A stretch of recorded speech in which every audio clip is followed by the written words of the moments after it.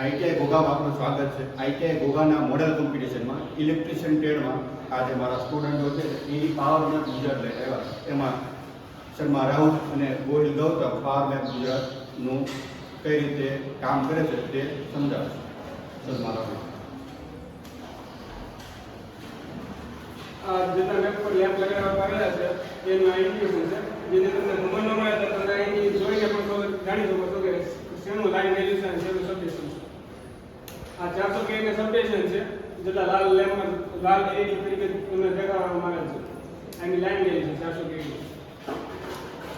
એ જ રીતે આ 765 kV ના સબસ્ટેશન છે અને 765 kV ના લાઈન વેલ્યુ છે.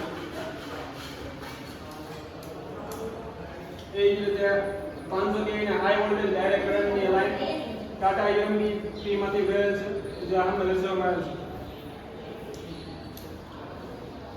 આ જેટલી બ્લુ એલઈડી માં જેટલી લેમ્પ જોડવામાં આવેલ છે આ થર્મલ પાવર સ્ટેશન છે.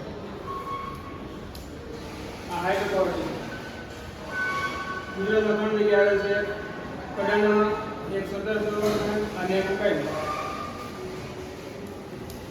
આ ન્યુક્લિયર પાવર પ્લાન્ટ જો તમે એની વિડીયોમાં દર્શાવવામાં છે. આ ન્યુક્લિયર પાવર પ્લાન્ટ છે, જે રાકાપા ઓટોમેટિક પાવર સ્ટેશન તરીકે જાણવામાં આવે છે.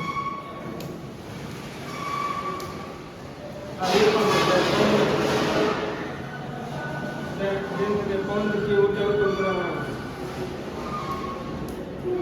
આ એરિયા લોજિસ્ટિક સેન્ટર 3 જગ્યાએ આવે છે, એક જેતપુરમાં, એક ગાંધીનગરમાં અને એક જામવા.